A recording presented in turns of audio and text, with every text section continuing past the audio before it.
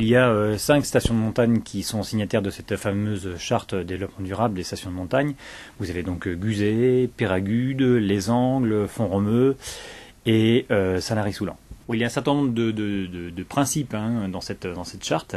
On peut en citer quelques exemples. C'est effectivement par exemple la sensibilisation des vacanciers, c'est la préservation des paysages naturels bien évidemment, c'est la diminution des consommations d'eau et d'énergie, et c'est par exemple le remplacement, on va dire, des modes de transport en voiture par des transports doux ou par des transports en commun. Ce qui est important de savoir aussi, c'est que dans le cadre de cette charte, 10 bilans carbone ont été réalisés donc, par certaines stations qui sont signataires de cette charte.